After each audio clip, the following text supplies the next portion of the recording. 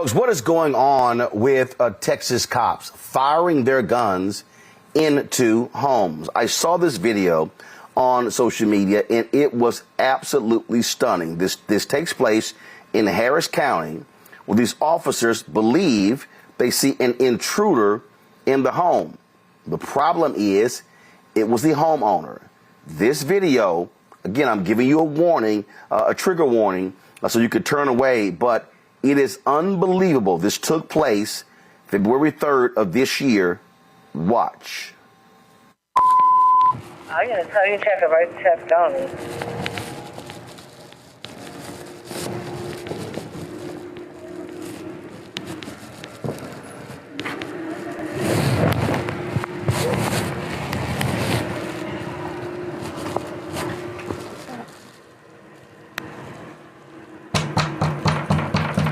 Sheriff's office! Here, let's put it down.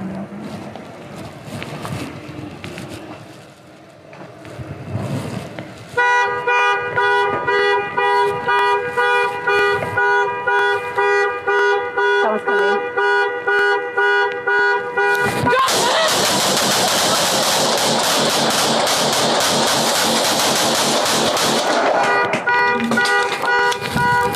Shots fired, shots fired.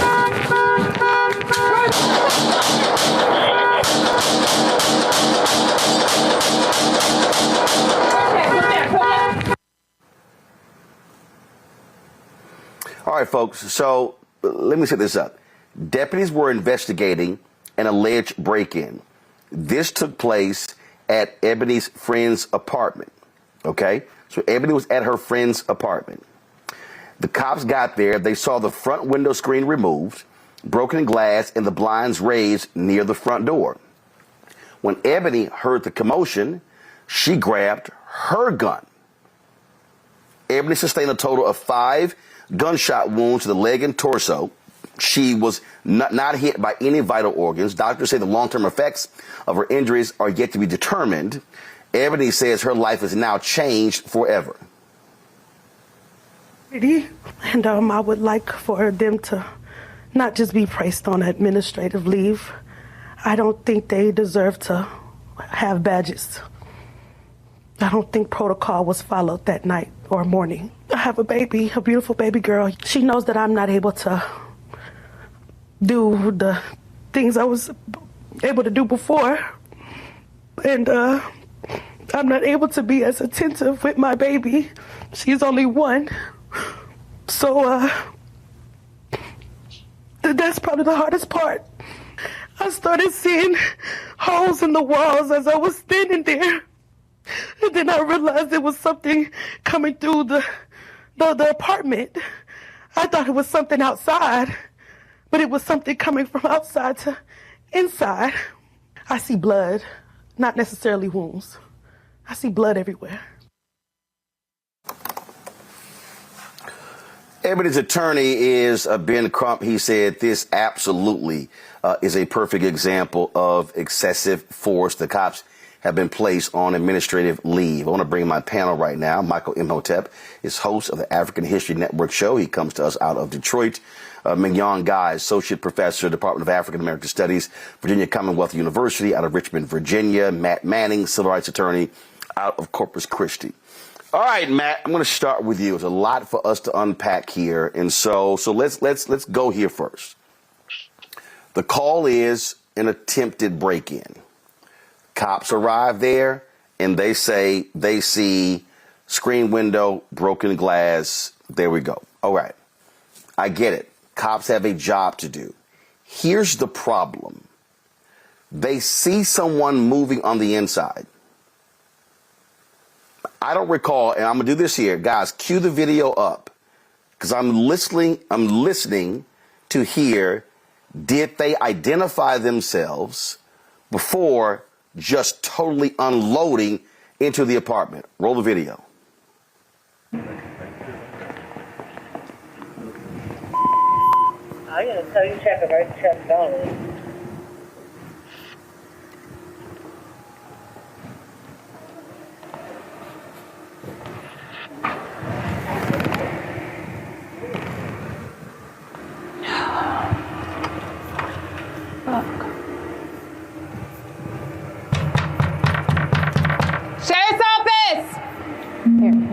down mountain a little bit.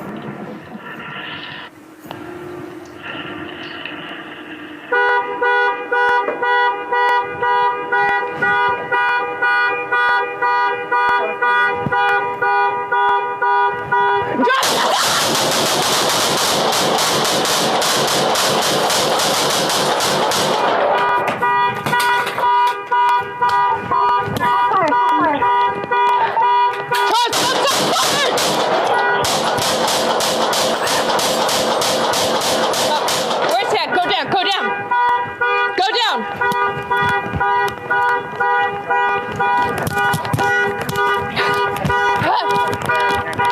Charles 12, we need people. Shots fired. Step down. Go inside. Okay, so Matt, I'm reading from a story here, and this is what it says. At approximately 2:14 a.m., the first deputy arrived to the scene and cleared the apartment. There was no intruder located. A second deputy had arrived to assist, but before they left, a person living in a neighboring apartment flagged the deputies down and reported that someone had broken into another nearby apartment. That's where they discovered the front window had been removed, the glass was broken, the blinds were raised. This is a statement that the sheriff's department released when they released the video footage. And now, according to Pouncy was a guest of the apartment. Again, investigators say Pouncy was a guest, quote, was a guest of the apartment resident, and that they had broken the window to get inside because they did not have a key with them. And so as you begin to look at this, and so what really jumps out here is I get the call. They say, according to the police officers, they say they see someone with a gun approaching the door. At no time in their statement do they say the weapon was pointed at them, the person was firing at them. We know Texas is a state where you don't even have to have concealed carry. You've got open carry. Your assessment of this shooting? So I'll say, Roland, I think this is one of the worst shoots I've ever seen. I've watched thousands of hours of police video as a prosecutor, as a criminal defense attorney, and now as a civil rights attorney. I watch it all the time, and this is one of the absolute worst shoots I've ever seen. I will say what's really interesting about this is the way it's covered in the media, at least in the article that I read, does no justice to this video. What courts look at when someone is being accused of excessive force and in determining whether force is used appropriately comes from a Supreme Court case called Graham v. Connor. It has three factors, and those factors are basically the severity of the crime, whether the alleged suspect is an immediate threat, and whether they're actively resisting or trying to flee. So if you look at this from that basic legal framework, first, they don't even know that there's a crime. And the fact that, the police were investigating a potential break-in doesn't mean they get to unload on someone. And I'm sure you saw this, but one of the biggest facts here is not only did they unload the clip, that officer reloaded her weapon to continue shooting. So, even if there's an argument that one bullet might be justified force, which I don't think it is under this circumstance, shooting an entire clip's worth and then reloading is just indefensible. But beyond that, to your point, Texas is a state where we have the castle doctrine. People have weapons that don't have to be concealed or licensed. It's absurd to think that seeing someone with a weapon in a room is tantamount to them brandishing that weapon against you. And beyond that, obviously, there's no evidence ever that she was pointing the weapon at them. So I think this is an absolutely horrible shoot. When I started looking into this case, I thought that there may be a stronger argument for the officers because they were investigating a break-in. But I didn't even know that one of the officers had cleared the scene and determined there was no break-in and there was no threat, or at least to another apartment. So this is a really bad shoot. I think Harris County is going to have to pay a lot of money on this, and I think it's going to be very hard for these officers to justify firing one shot, let alone the 10 plus that they fired. And Mignon, that's the same thing I said. When I'm looking at this, I'm going, again, you're an officer. I get alleged intruder. I get you see things there on the ground. But you have to, firing into an apartment, when you haven't ascertained who that person is, knowing full well knowing full well homeowners can have weapons. They can have weapons. And so I just think that from an officer standpoint, you've got to establish more. Yes, they knocked on the door, but when they saw someone walking, they just started unloading. They didn't yell, gun, put the gun down. No, they just said, empty the clip, reload, empty the clip. They did. They really did. And, you know, when I was watching it, you could see exactly what was going to happen before it happened, right? You know, I saw and you could also see the arguments that's going to be made in court when they try to defend this overshooting. You know, you see the glass, you see the screen, and I thought to myself, oh gosh, they're going to use this as an out, right? But when you see the police officer, two of them, mind you, right, because they're right next to each other, and one is unloading and unloads the clip and loads it again. The other one's still shooting as well. The first person did say something to the effect. I don't know what they said, but they said something to the person that was in the house. But they started shooting so quickly. I kept thinking to myself, that could have been a kid. There could have been a child behind that door, you know, because I couldn't see from my vantage point that person was a threat. That's the first thing I thought about. The other thing I thought about immediately was, what were the demographics of the community that they were in? Were they primed to shoot in this neighborhood, so to speak? Because I thought, would this have happened if it was in a predominantly white neighborhood that was upper SES? Would they have been primed to immediately overshoot or to unload their clips the way that they did if they were in a different neighborhood? And I have to believe that would not be the case. And Michael, I'm giving the officers the benefit of the doubt of it being 2 o'clock in the morning. I'm giving them the benefit of the doubt of them seeing the window broken. I mean, I get all of that.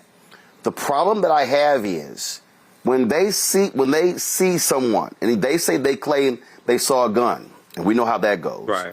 The problem is how you don't know who that person is.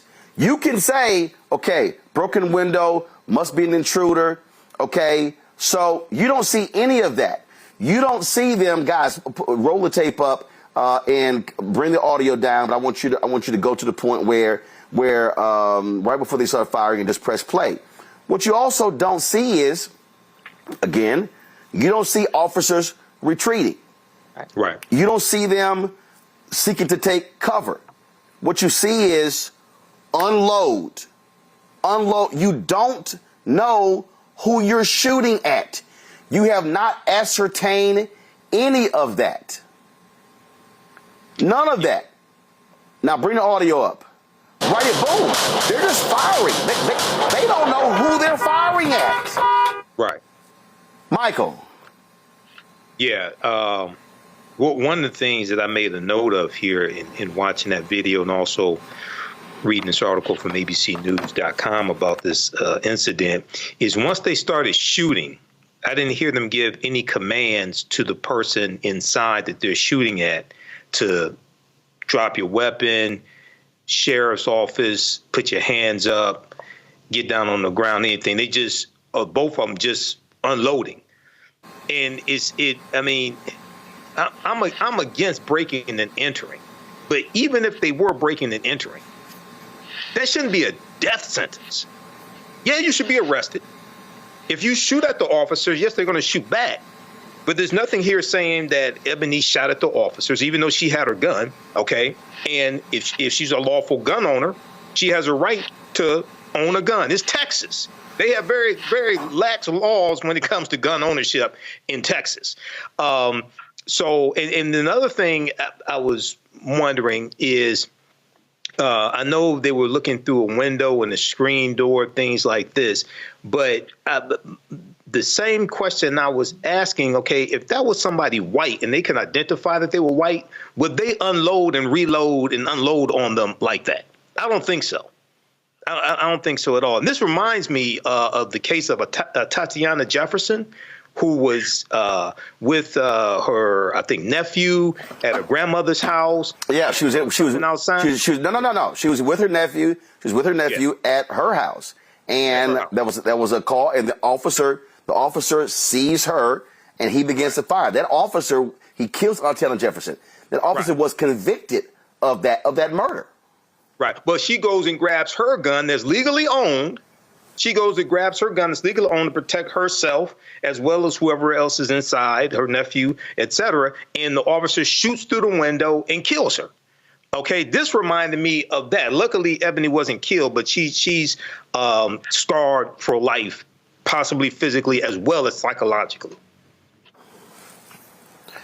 It's just the thing that jumps out, Matt. And guys, look, everybody who's watching, look, we've different times we've been there where we've had to knock a window out to get into our apartment. I mean, I know other examples of that. And so I get when the officers arrive on the scene and you're putting 1 + 1 together. The problem that I have is to unload that many bullets when you don't know who you're shooting at. They are on the outside. They're on the inside. The cops are on the outside. They're firing into an apartment. They have not ascertained anything about the person they're firing at. That, Matt, is the problem.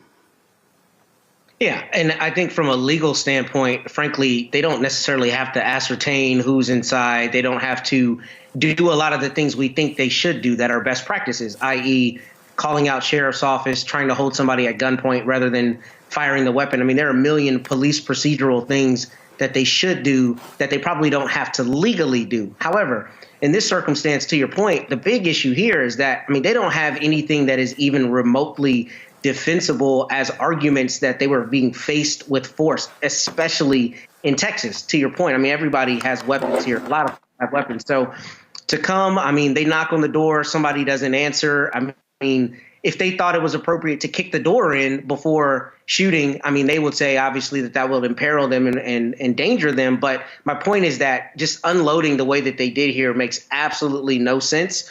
And most of the time when I'm on the show, I say, you know, I think that the prosecutors are going to have a hard time. I'm not sure exactly what charge they would bring here, maybe aggravated assault. But this would be a case that I think is a lot easier for the state to prosecute, because they would say, you can't even provide the justifications that we normally find that absolve police officers of potential criminal liability. I mean, I could present this to a grand jury and say this is reckless, because in Texas, our aggravated assault statute says basically you intentionally, knowingly, or recklessly do something. And I would say here, this is per se reckless, right? I mean, the fact that all you see is someone moving inside, as my fellow panelist said, it could have been a child. It could have been a person who's elderly, a person who has disabilities, a person who poses absolutely no threat, who didn't have a weapon. And they didn't even allow enough time to go by to determine if the person actually had a weapon or something else in their hand. So I think that there may be potential criminal liability here. But from a civil standpoint, I think they have an extremely difficult argument, the officers in Harris County, from the standpoint of excessive force, because here, I mean, none of those Graham factors are going to work in their favor, notwithstanding the investigation into the potential burglary. And of course, the other thing is, if that was an intruder and they were holding somebody hostage, you wouldn't know that. You're just firing. You're just firing away. So we'll certainly see what the Harris County District Attorney does in this case.